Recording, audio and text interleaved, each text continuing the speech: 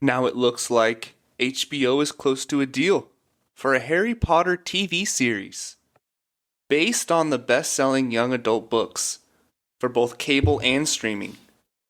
And according to this source, each of the seasons of the series will be based on one of J.K. Rowling's 7 books. So instead of having a movie for each book, you would have, I guess, 8 to 10 episodes for each movie. So Dave, how do you feel about this? Well, my initial thought is, but then my secondary thought is that, yeah, it makes sense in terms of being able to actually adapt accurately book onto screen, because obviously the movie left out a ton of stuff from the books. Like, you're not going to be able to get all that. It's long books, and you're doing, 8 movies, because they made movie 7 part 2. But yeah, on the one hand, Classic. Sure, that makes more sense. Yeah, that totally makes more sense. You can make it more accurate. My other thought, though, is why?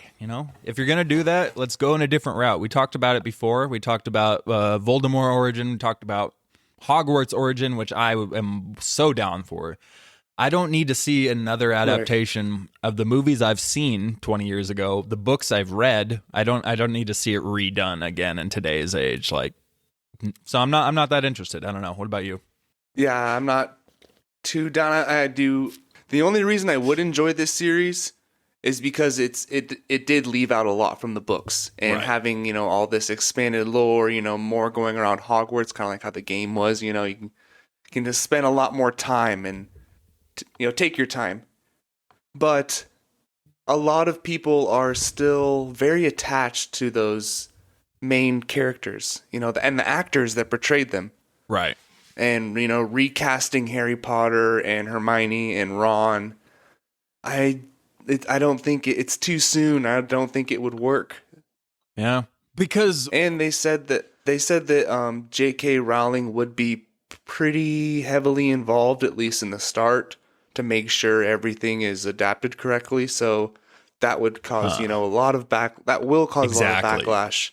And having, recasting the main characters for the people who will still be down at the same time, you're cutting off over half Harry Potter fans right there, I was just going to say, we just came out of all this drama with Hogwarts Legacy, with J.K. Rowling being not even really involved in the game. It was just her creative property, and people were freaking out, wanting to boycott it. So if you actually have her being involved with this series coming out, yeah, you're going to lose money right off the bat. You're going to lose some people. If it's out there, I'll probably end up watching, just because it's my curiosity. I'm going to have to check it out just to see how they did with everything. But I mean, when did Deathly Hallows Part 2 drop? That couldn't have been more than 15 years ago. Yeah. I somehow watched every single movie except for Deathly Hallows Part 1 and 2 until 2 years ago. Yeah, 2011. So we're 12 years removed from the last Harry Potter movie, and you're just going to reboot it.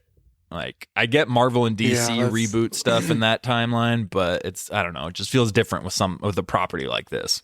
Right. It'd be like doing the prequels over again in Star Wars. Yeah. Yeah. And that's been 20 years. No, that's even further. Yeah, exactly. It's just I don't know. I don't see why. But I'm sure they'll do it because money. And it's right. And Fantastic Beasts. That first movie was pretty solid. I enjoyed it. And then the next one was pretty mid, and I have not seen the third one yet. Same. But that just goes to show you that it's a very large world that you could create a lot of stories off of. They created that movie off of a book in one of the classrooms or something. There was a Beast book, because there's no Beasts really in Harry Potter. No. So they created all of this stuff off of one little Easter egg kind of thing in the movie. So you don't have to redo the movies, the books, basically expand the books more. Right. Yeah. Money rules all. I don't know. The series who lived come to die. Come to be worse.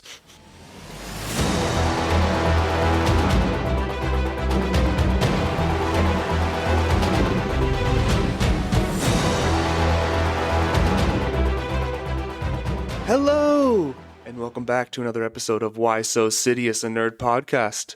Joining me today is my co-host David Cochran, and we are covering episode 6 of The Mandalorian, season 3, of course. Upcoming programming reminders. Look for our Does Marvel Still Have Charm Left episode in the feed. And of course, our bottom 5 MCU movies. And our coverage of the penultimate and finale of the Book of Bo-Katan. And don't forget to follow us on social media at Why So Sidious Pod on Instagram, Twitter, and TikTok. And we are also on YouTube. Put a subscribe, rate, review. Before we get into this episode of Mandalorian, let's talk about some ratings that came out.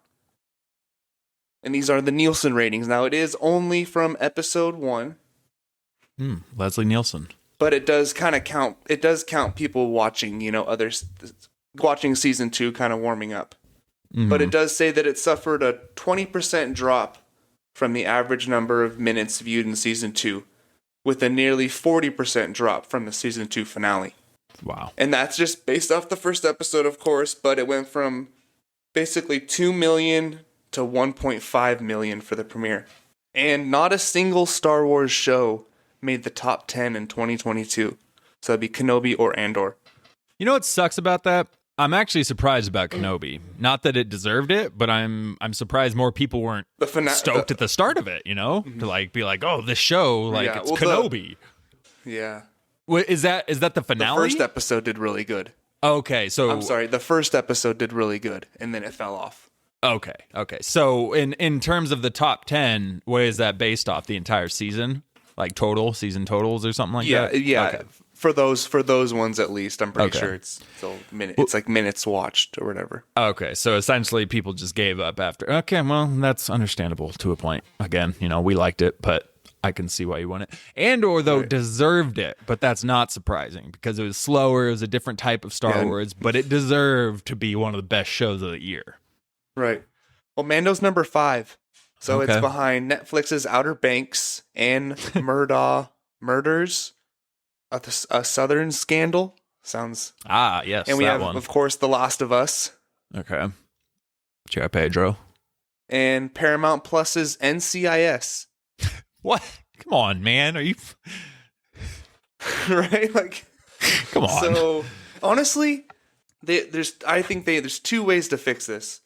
They either need to go back to Fridays, because I like the Friday release, or they need to make it appointment viewing like HBO Max does. HBO Max is Sunday at 6 or 9 if you're on the East Coast. Right. That's when the show drops.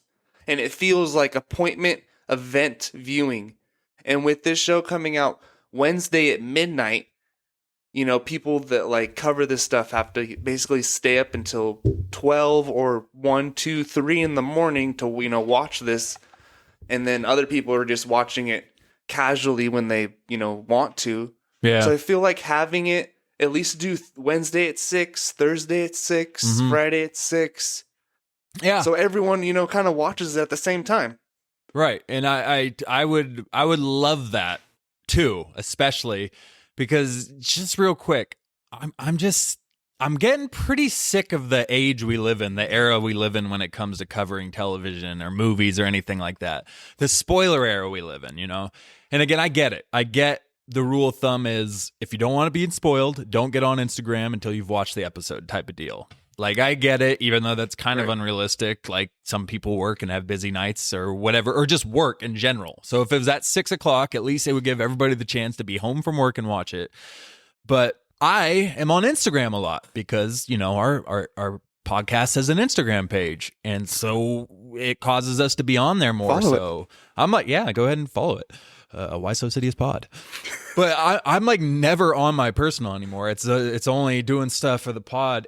And I'm just, again, I get it. But I have to go on there and post something. And when I go on to post something, the first thing I see, 6 a.m., is the spoiler of the Bad Batch finale in the caption right there.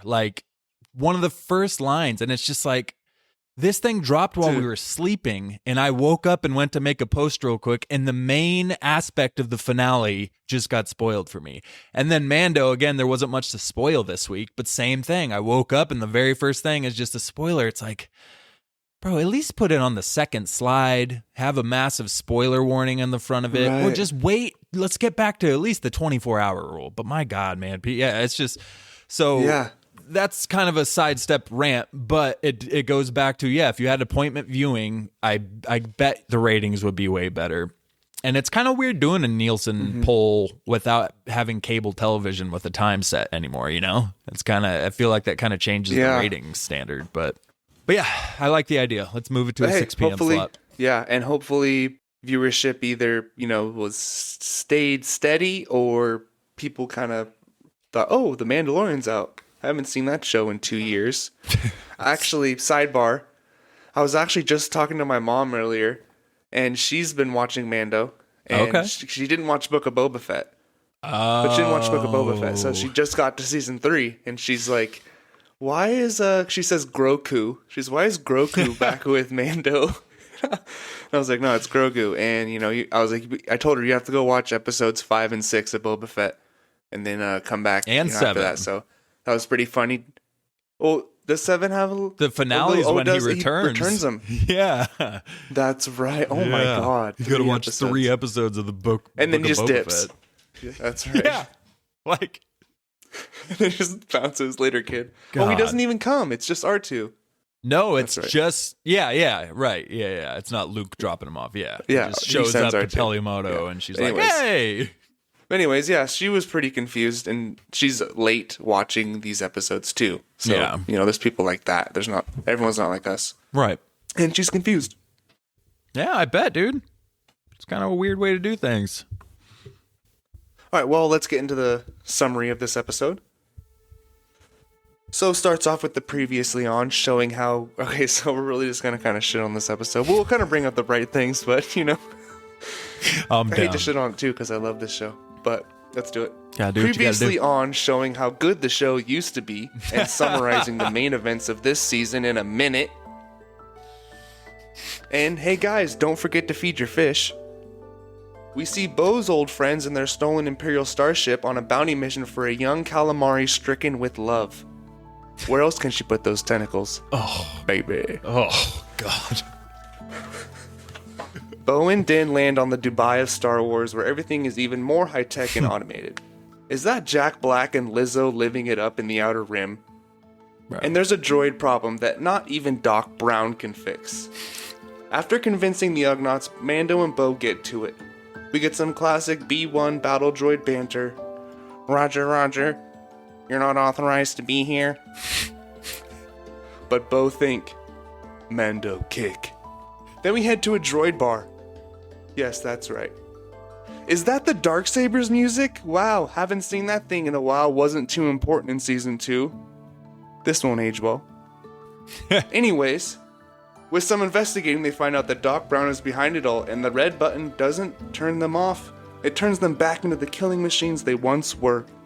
But he's quickly taken care of, and Bo and Din can finally meet with the other Mandalorians. Bo challenges Axe to single combat. Pedro knows these too well. Stop gloating. Finish the job. Yeah, right. You killed her. You murdered her. But Din finds a Darksaber loophole. And that creepy-ass Grievous droid could have ruled Mandalore, and he didn't even know it. Wasted. And Darksaber plus Mythosaur equal Iron Throne. So, overall, I think I was kind of hyped up after episode 5. Like, things were getting back on track, and I was like, all right, we got 3 episodes left here. Mm-hmm. And even this episode starts off, and it's kind of weird, but then you're like, okay, it's the Mandalorians that Bo is trying to recruit. So it's like, okay, we're doing a little recruiting. Mm-hmm. But then you get to, that's all right. You get to Jack Black and Lizzo, and it's like, nope, you're going to have, it's like, you should come see The View. And it's like, oh God, like, yeah, they don't have guns. They can't be armed. Like, who is stopping Mando and Bo from just flying their jetpacks over to where the Mandos are real quick? Right. No one. We already saw them. But we have to take and even if the side quest was like 10, 15 minutes, but it's like 30, it's the entire episode once again. And it's episode 6 of 8. I think we left off last episode where we were all saying we need to see an overarching villain. But we were saying a lot of that, and we're saying, I think we ended with, this is a must-win game for Mando. Like, they need to do something in this episode in order for the season as a whole to be a success. Like, you got to do something here.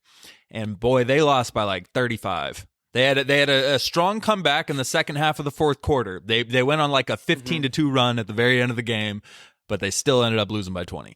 I don't know why we're doing a Clone Wars side quest episode right now in episode 6. If this would have been like the second episode of the season or something, I wouldn't have minded as much because it was creative. Right. It was a little different. I don't know why the hell. I mean, just classic Disney. Let's throw in Jack Black and Lizzo. Should we make a plot advancing story where a villain comes in? And no, you know what? Just throw Lizzo on screen. We'll be good for another week. Like, what? I just don't get what we're doing. At this point in time, it was totally a Clone Wars episode feel. Like, again, which is fine sometimes, but not now. And it just was goofy. We're going on a droid investigation that's not going to have any implications going forward. We get Christopher Lloyd, the legendary Doc Brown from Back to the Future, and I feel like that I knew he was camoing this year in something. Like, I saw his name pop up and I was hoping like, oh, this could be a dope little thing. No, that wasn't. I don't know. I felt like that was just a goofy ass role. He wasn't in it much. It didn't take much from this episode, and it just felt like they really needed to do something here, and instead we just got Clone Wars, the mid-seasons, the early season Clone Wars. We go to a foreign planet, we meet this new government, and we do this stupid little side quest for them and meet a bunch of goofy, funny creatures along the way. Yeah, it's very disappointed. But we'll see. I did see something about episode 7 that because people at Celebration got to see a 10-minute clip, and it's I'll say it's wild. And that's awesome. Anyways. I just don't get why we have to wait till there's 2 episodes left in the season. Like, I'm excited. I believe it. I just don't get why we got to do that every time. It's, yeah. So let's address the bantha in the room. As Jack Black said. The makeout scene or Lizzo? No, I just wanted to bring it up. But it seems like the amnesty program maybe worked out better for him than it did for old Elia. He seems like a nice guy. Yeah. He seems chill. He doesn't seem like an evil being like Elia. Right. And they mention the Coruscant Accords again, which is kind of funny. They keep bringing that up. Yeah, I caught Definitely it. Definitely a Jon Favreau creation. For sure. So basically, they get sent on the droid mission, and they have all these former battle droids that are working on their planet. And they can't have an army because he used to be an Imperial. And they basically say they would recognize Mandalore as a planet of the Republic if they take care of this, which is... And I was wondering at first, how do they know all of this? But of course, they said that, Axe told them. Oh, that's right. The other Mando. Yeah. Because when Bo was last with him, she was still trying to, she was still about that life. Right. And it was pretty funny, the CCTV footage of the droids fucking up. Yeah, it was kind of funny. A little goofy. It the it seemed like chef. Right. I thought that part was kind of funny. Like a Disneyland ride or something. Yeah. Well, I just love Din. You had me at battle droids. It's like, okay. Like, he's ready to go tear some people up just as soon as you say battle droids. Yeah, I don't think IG-11 really cured him. He has like a slight... It's a half and half. He respects some of them. Yeah. To be fair, these are all Clone War era. Yeah, exactly. The ones that kidnapped him. Right. Yeah, the super battle droids, all that. Oh, and when they get to Christopher Lloyd, he says, he can't turn them off because the citizens voted against it. They become so reliant on these droids that they can't live without them. And it was kind of a cool perspective to get, and it definitely doesn't reflect our world at all. Yeah, no. Yeah, we're not getting reliant on AI or anything right now. It's starting to get into that situation and not being able to work with our own hands. And yeah, totally social commentary right there. And the Ugnaughts are back. Hey! So, of course, these were Mando's friend in season 2. Quill? One. Wait, no. Yeah, two. Both? You're right. It was two. No, he died in season 1. He died at the end of season 1. That's right. Yeah. He died at the end of season 1. Quill, the homie. The stormtrooper was hitting Grogu in the bag. Yeah. But from his time with Quill, he knows how to deal with them. He knows how to talk to them. You know, I have spoken. You have to speak very clearly, tell them what you want. And it was kind of weird. They just kind of deny it at first. Like, no, there's no droids malfunctioning. Yeah. And then they kind of explain it, and he's like, all right, here's the coordinates to where, the broken ones are. It's like, all right. Here's a list easy. of them. Yeah. No, I did like that. Actually. Just because we haven't seen Din be, like, competent for a long time. And so it was nice to actually see him in a situation know how to maneuver it instead of just being the dum-dum he is in every other situation. You know, he knew what to do, and he was explaining to Bo. He's like, you saying that their droids were malfunctioning was an insult. You need to talk to them a certain way. So it was like, wow, I haven't seen Din be, like, smart in a long time. So that was refreshing. Yeah. Well, don't get too ahead of yourself, all right? Din's pretty dumb this episode, okay? It's a good start. So he starts... So they find out the location of the next malfunction. And, they meet the B1s, the 1B1, telling them to get the hell out of there. Mm-hmm. And then Mando starts kicking the battle droids. And the chase scene was pretty cool. I know it was a little goofy, but the scenery, I like the scenery around it. It was very cyberpunk, Star Wars. It was, yeah. It was better than most chase scenes we've seen in the Mandoverse with Kenobi and Book of Boba Fett and stuff. It was at least, like, watchable. Right. And besides, I didn't know when they got so fast, those droids. Yeah, well, that and Bo did use her jetpack to jump over a box, but the whole time I'm thinking, why don't you just fly over the crowd of people? You guys have jetpacks. Use them. I've seen you guys launch sideways using those jetpacks, and it definitely is faster than running. So I don't know why one of you guys didn't take to the sky, but, Fuel must be expensive for those things. It's gotta be. Jet fuel. Also, I did like the crime scene droids. Yeah, that was cool. When they came out, step back, this is a crime scene, keep clear. It was kind of cool, and just how quickly they were there, too. It seems like a pretty safe planet to live on. Yeah. Overall. Yeah, it did. And again, I wasn't a crazy big fan of this episode, but I enjoyed the droid stuff, actually. We saw a lot of different varieties of different droids we've seen throughout the prequels and the sequels and everything, and newer droids we've never seen. But I actually really did enjoy the whole droid aspect of this episode, except for the battle droids' voices. So I don't know if you noticed, but the voices they used for the battle droids were the Clone Wars ones, like the animated series. So they were a little bit goofier, a little bit more kids aimed, whereas in the prequels, they kind of had a more serious, like they still sounded dumb, but, it was more deeper, Miley Cyrus sounding, prequel battle droids. But the one in this episode, 100% was the animated Clone War voices. So I wish they would have gone with the prequels, but they are funny in Clone Wars. I think I was just like hoping to get away from the aiming towards the kid stuff. But I love them in Clone Wars. They're hilarious. And speaking of droids, we're going to head to the old oil can. Oh, yeah. And this is obviously the opposite of the Tatooine cantina. When... Who is it when C-3PO walks in or whatever, and everyone just kind of stops and stares at him, no droids allowed, and kicks him out in A New Hope. Yep. Don't serve their kind here. And this is where Mando needs to chill. He threatens he's going to yank out his memory circuit, and Bo's like, a word? And they turn around like, can you just like calm down? He's like, you can't reason with them. She's like, their behavior is programmed. All they do is reason. It's okay. And they're scared of being replaced by humans. And it was like, damn, that's quite ironic. Like, backwards as hell. The opposite of what. Yeah, right. Right. Yeah, I kind of like that though. It added a little depth to it. But yeah, that part, it was it's like meaningless though. Yeah, I mean, we're not going anywhere with it or anything. But they totally reverted Mando back to season 1 before all of his character development for this scene. It felt out of nowhere.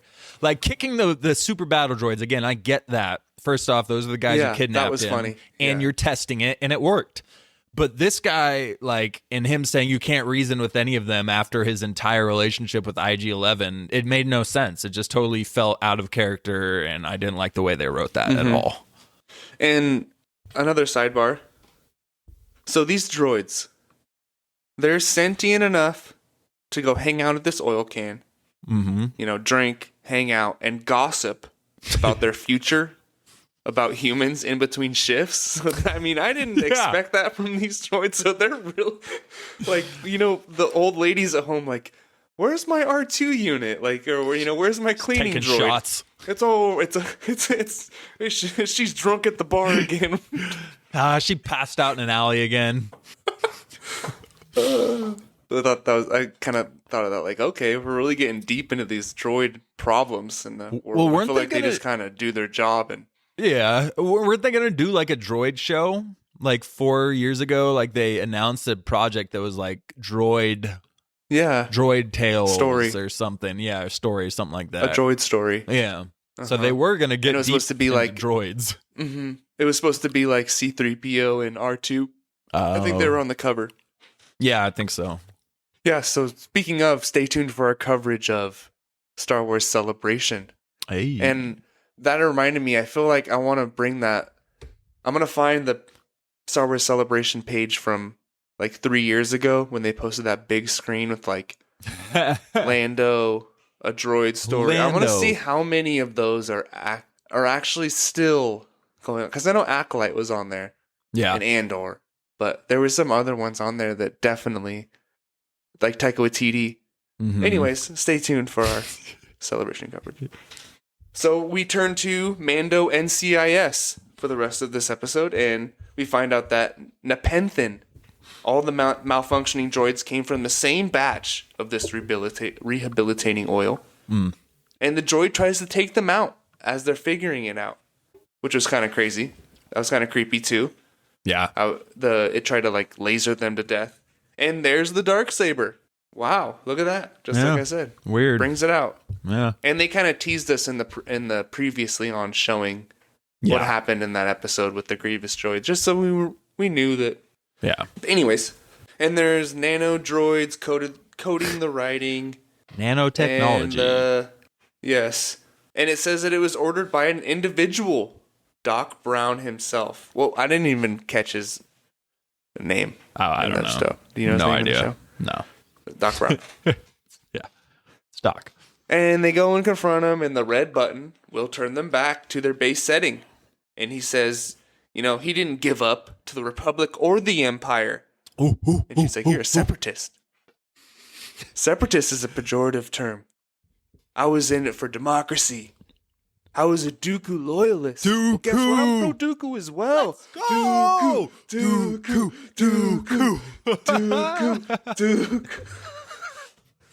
After Tales of the Jedi, I mean, Dooku was right.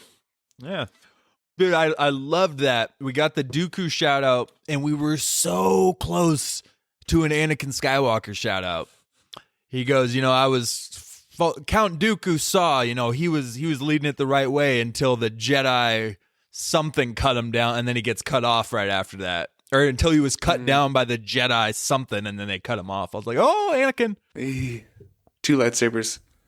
Do it. So dope. Speaking of which, check in for our Instagram page, because there's going to be a post about that scene where Anakin is fighting Dooku, and there was a deleted scene that they took out where Obi-Wan wasn't even involved in that scene, and it's way doper with that version. So tune in. I'll be posting it soon.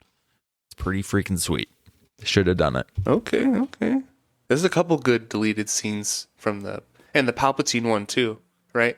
Yeah, that was another aspect. Or when Yoda confronts him. Yeah, way different. Right.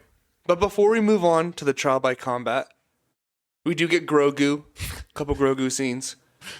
He's cheating to help Lizzo win this game using the Force, which is like kind of dark side energy, honestly. So he does display kind of like things that, a classic prequel Jedi would not be allowing. So did Luke fuck up here? Because he is an untrained Yoda with Force power. Like a Yoda Force powers, untrained, with attachments. He force choked Yes. Gina Carano. Exactly. And he's cheating to, probably because she feeds him, so he gets treats for it. So he ate Frog Lady's babies. Like, he's a menace. Oh my God. He has committed infanticide multiple times. Oh shit, that's hilarious. But he's a knight. So he's a freaking knight now. Like, did they just... And a knight of the Ancient Order. The Ancient Order of Independent Regencies. So, did Disney really just bring in Lizzo so she could knight Grogu and have that as a thing? Like, they brought in Megan the Stallion for She-Hulk. Now you're bringing in Lizzo for Mandalorian. Nicki Minaj is coming in Ahsoka, and we're probably going to have Ice Spice or whatever the hell dropping in frickin' Acolyte. It's just weird. I don't know. It's whatever. But it just felt super unnecessary. But what I will say with Grogu... So, yes, we're getting more scenes with Grogu. We get this. He's a knight of the Ancient Order, all that. We're watching him cheat at Cornhole. But the first 2 seasons, it just felt different with him. Now, I'm gonna clarify. I'm here for as much cute Grogu noises and little funny, I love Grogu as much as everybody else does. I love any scenes with him. But it hasn't felt as meaningful, and it hasn't felt like there's been direction. It felt like they pulled him out. Kathleen told Favreau and Filoni, you need to put him back with Mando. There's that rumor out there that Favreau almost quit because of, Kathleen Kennedy forcing their storylines.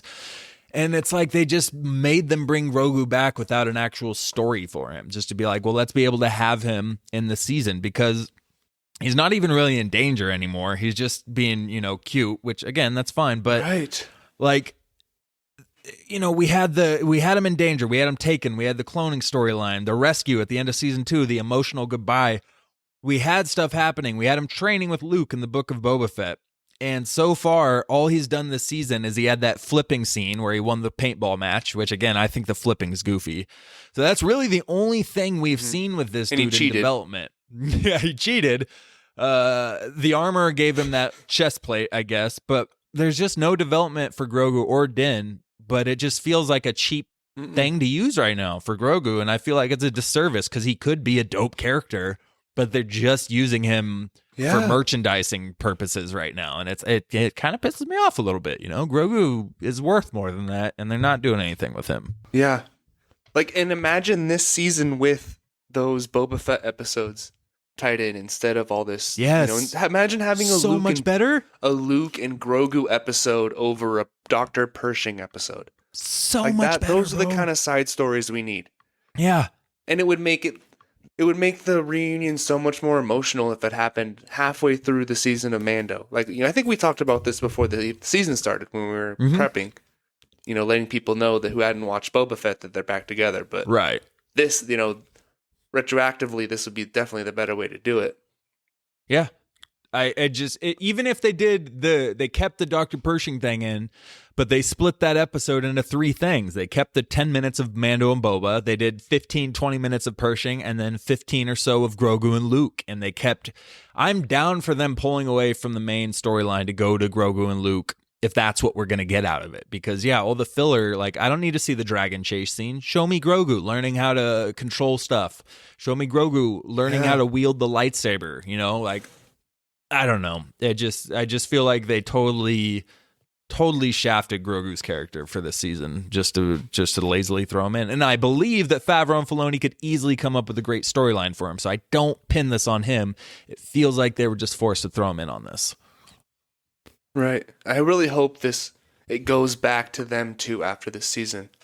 Yeah. I love Bo. She's a great character. Mm-hmm. The other Mandalorians have been dope, but I don't want the next, if it's 5 seasons, because I feel like, well, we'll talk about it later, but when the movie that comes out to culminate all this, it's still 4 years down the road, 4 or 5 years down the road. So it's a while. We need it's a while still. So let's get Mando and Grogu back together doing their fucking thing. Yeah. Dude. Oh, a theory just culminated in my mind right now as we were talking about it. but I might save it for the celebration episode because it's in regards to an announcement there. Tease but Grogu is tied into it. So check into the celebration episode where you hear this incredible theory. It's great. It's the best theory I've ever heard of. There's never been a better theory. And it's going to be on the celebration thing.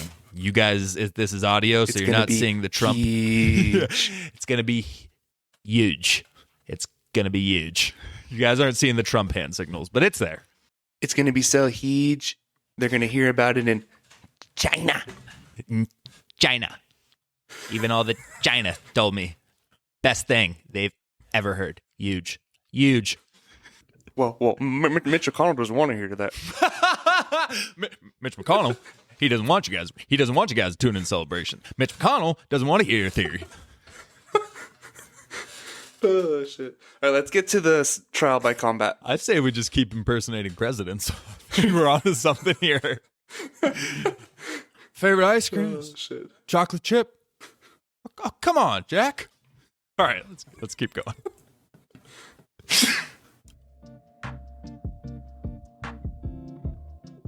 So when they get to the Mandalorians, first thought was, damn, there's I feel like all the Mandos are here. There was lot. Like what? Like just as more than the Watch's crew. Way more. 100. Right. 100 I plus. feel like she said they split up and they were across the galaxy. They're kind of all together. So I feel like they maybe she doesn't have to do as many, hustle quests, she kind of get all in one now. Yeah, but what if she's right and it was even bigger? What if there's this many different Mandalorian cliques out there? That would be freaking insane. That's a lot of Mandos out there. But I'll tell you one thing about this group. They looked a hell of a lot better than the Watch. I don't know if it's because they were color coordinated, but that's what I'm saying. They looked more realistic. It looked way less cosplay in this episode watching it. And maybe it's the color. I don't know, but maybe I can't imagine they use different prop designs, between these guys and the Watch. They probably had to use the same.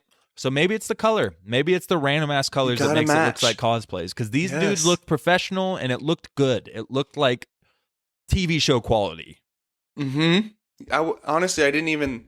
Because when we were at the Watch planet, I was noticing it, and when Bo and Axe are fighting, I didn't notice it as much, which means it wasn't sticking out like a sore thumb. It felt right. Right. And the scale of the Star Destroyer, so that is Moff Gideon's. I kind of forgot about that. So yeah, they the got mini that in the deal. butt plug one. Looks like a butt plug on the radar. So at first I thought maybe they were, maybe they freed Moff Gideon, or maybe because they are still for hire. Like they will do. They don't have morals, so they could have freed Moff Gideon, but I feel like it's probably a different clan. You would hope that they would, though, because they know Moff Gideon was part of the Purge, the Night of 1,000 Tears, all that stuff. Like you would think, ain't no way I'm busting this dude out, but it lines up with the fact that they literally have his ship there. So, I guess Bo could have just taken it back to them and then they just took off with it. Because Bo was left on that ship at the end of season 2. So, yeah, they probably did that. They probably weren't hired. Okay. And the fight scene, pretty cool choreography. They're using their jetpacks, little ropes and flamethrowers. I really liked it. Yeah. Bro, this is what I'm talking about. Like, this is the creativity with the Mandalorian fighting. They have all these dope gadgets. We saw so much of Din's gadgets, his variety, his whistling birds, all that stuff, which we haven't really seen since then. But this is what I'm talking about. We don't need just blaster fires from Mandalorians. This was dope. They're using the jetpacks to freaking spear each other, tackle them into the ship, like into the wall. Like, this was awesome. I loved this duel. Yeah. And watch out for the innocent bystanders. They almost got blown up a couple times. Yeah. But it was a sick scene, and Bo kept, like, do you yield? And she got him, like, I think twice, right? She's a savage. I'm telling you, she's a savage. She's meant to be. Yeah. But I don't think Axe believes that, because he says you'll never be the true leader. You won't even take the Darksaber from him. Talking to Mando, about Mando. It's a fair point. And she stands up for him and says, he's just as Mandalorian as we are. He took the creed. That was dope. He was, that was cool. Yeah. And, Din tries handing over the Darksaber again. And, she's like, even if it's a very genuine gesture, I still can't take it. And it was funny how that dude, the axe dude, laughed like, yeah, we've seen this before. We've been through you getting handed the Darksaber before. Right. Yeah, right. But she defeated the enemy that defeated me, basically. Yeah. Which is... What did you think about that? And... What was your thought? What did you think about that part of this? Like, are you good with that? Very anticlimactic. Yeah. Like we were talking about all this conflict that they were teasing in the trailer and in the first episode between Bo and Mando.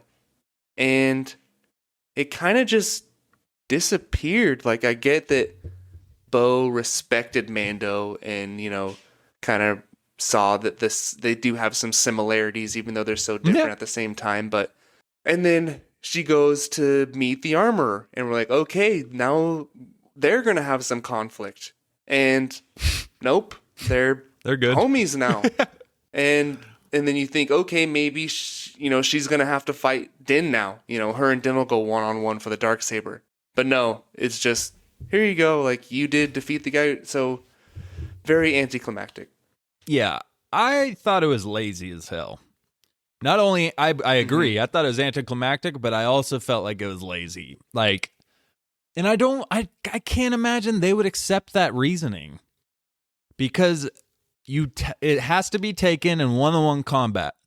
Din didn't lose in one-on-one combat. Din fell into a booby trap and dropped the Darksaber, or the alien ended up taking it off his body. I forgot which is which.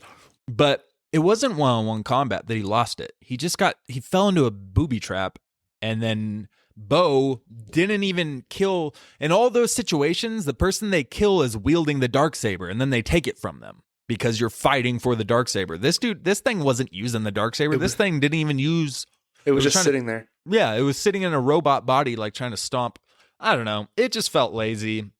And obviously, if I'm Bo, I'll take it. If they she was waiting in anticipation to see if they accepted that reasoning, and they did. But I don't know. It just felt like kind of lazy writing to me. She already saw the mythosaur. She's meant to be, all right. Yeah, say that. Role. And I would have been better if they just said that, but they wouldn't believe her either. But still. And Din wants that thing off him so bad. He hates the Darksaber. Yeah. And it kind of sucks because it felt like it was a pretty cool scene seeing him, defeat Moff Gideon defending Grogu's life, basically, and, get this badass blade. Yeah. And then, it was kind of cool seeing him using it in Book of Boba Fett when his first time using it. It's like, oh shit, the Darksaber's back. Right. And it's hella heavy and he's dragging it around and the armorer kind of tells him, you have to be one with it to use it as well as you can. And then it kind of just... We never saw him training with it, barely ever used it, and now it's back to Bo. And it's kind of like, what was the whole point of that? Exactly. What was the point? He never once... I was curious. I was like, maybe after he bathes in the living water, he'll be more connected with the Darksaber, and maybe he'll be... right. I didn't really pay attention in that scene, but it felt like it was still heavy when he cut that droid in half, right? Like when he pulled it out to use it this episode, he cut that droid in half. But I can't remember if it went smoothly or if it was actually heavy with him. But yeah, it just, I don't know. I felt like at some point we were going to see him master this. And where we are now, I don't know when the hell that could be, unless we do get to the point where Bo turns against Din and they end up having to fight and then Din takes it. But as of now, it just seems like, oh, well, it does kind of tie in. They brought it out. Well, no, that was Clone Wars. They didn't need to bring it into this. It's quick sidebar. We were talking about the Darksaber, and we learned that George Lucas came up with the idea of the Darksaber on the spot for Clone Wars because they were having, I always forget his name, Vizsla. Pre Vizsla was about to fight Darth Maul for the throne of Mandalore, and he gave Maul his lightsaber, and it was originally written that he was using the vibroblade to fight against Darth Maul, and George Lucas said, Vibroblade is not deflecting and parrying a lightsaber. No. Came up with the Darksaber, the history of the Mandalorian Jedi, all on the spot for that season immediately. And I had no idea. You would never guess that. It seems like something that's been around for years, bro. Like decades of history of the Darksaber. And this fool just came up with it on the spot because he said, your story doesn't make sense. I'll create one way better real quick for you. Like that was a glimpse of the absolute peak of George Lucas right there. That's such a cool story and gives me so much more appreciation for George Lucas's talents. Like, right. That's a rare mind. Like George Lucas, yeah, he's almost so creative to a fault at times where he goes overboard. Yeah, with how creative his mind is. Yeah. But he also creates masterpieces.